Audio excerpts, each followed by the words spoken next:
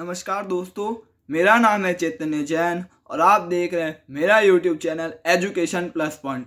दोस्तों, आज हम कक्षा 11वीं की हिंदी की पाठ्य पुस्तक आरू की गद्य खंड में प्रेमचंद और नमक का दरोगा कहानी को पढ़ने जा रहे हैं। इस कहानी को समझाने से पहले हम प्रेमचंद का कुछ जीवन परिचय पढ़ लेते हैं।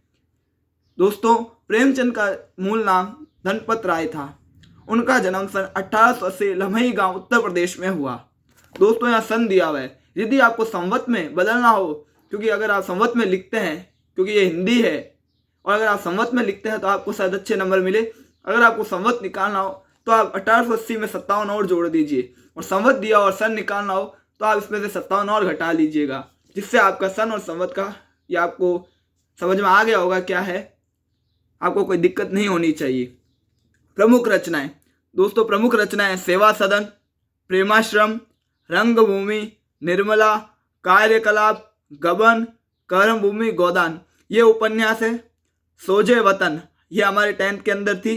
मानसरोवर के 8 खंड, गुप्तधन, कहानी संग्रह, करबला संग्राम, प्रेम की देवी, यह नाटक है। कुछ विचार विविध प्रसंग, ये निबंध है। इनकी मृत्यु सन 1936 में हो गई।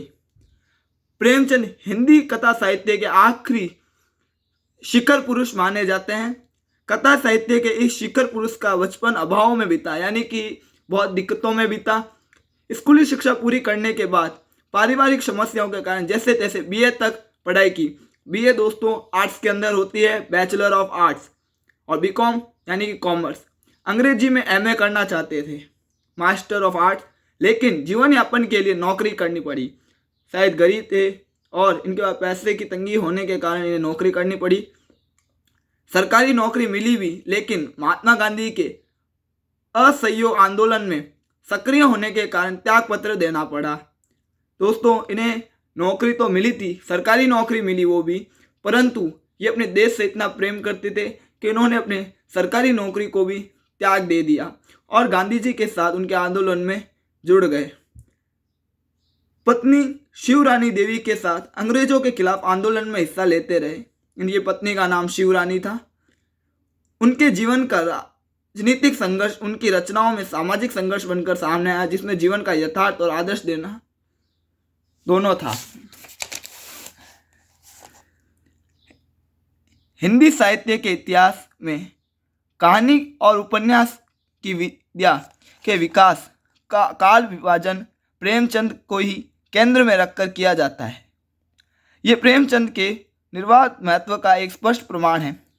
वस्तुत प्रेमचंद ही पहले रचनाकार हैं जिन्होंने कहानी और उपन्यास की विद्या को कल्पना और रोमानियत के धुंधले से निकालकर यथार्थ को ठोस जमीन पर प्रतिष्ठित किया है।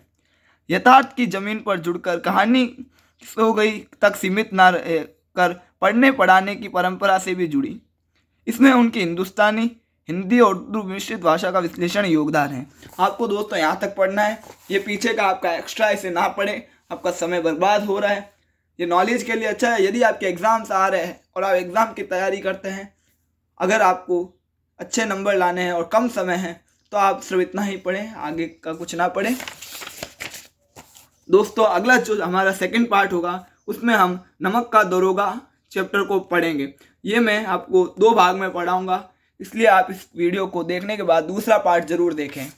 दोस्तों, मैं आपको इस तरीके से इस पार्ट को समझाऊंगा कि आपको कभी भी इस पार्ट को में दिक्कत नहीं आएगी। इसके क्वेश्चन आंसर भी मैं आपको करवाऊंगा। आपको इस चैप्टर को पढ़ने के बाद में दोबारा पढ़ने की आवश्यकता नहीं होगी। इस चैप्टर को मैंने इतना अच्छे से एनालाइज करके आपको बताया है, जिसके कारण आपको कोई भी दिक्कत नहीं होगी। अगर आपको वीडियो अच्छा लगा, अगर आपको नेक्स्ट पार्ट चाहिए, तो आप इस वीडियो को सब्सक्राइब के बटन दिख रहा होगा, उधर सब्सक्राइब करके नोटिफिकेशन बेल यानी कि घंटा दबाकर घंटे के नोटिफिकेशन आपको मिलते रहें। दोस्तों, ये जो नोटिफिकेशन है आपके फ़ोन पे टपाक से आ जाएंगे, टू बजने लगेगा और आप देखते ही खुश हो जाओगे कि ये भाई का चैनल सबसे आगे और जो भिड़े वो वहाँ से भागे। दोस्तों, हमारा ये चैनल आपको एकदम रियल इन्फॉर्मेशन देखता है, साथ ही साथ आपको टेक इन्फॉर्मेशन भी मिलेगी। दोस्तों, इस चैनल को सब्सक्राइब करके, लाइक करके ही आगे जाना और अपने सभी दोस्तों के साथ शेयर कर इस वीडियो को वायरल कराने में मेरी मदद करना।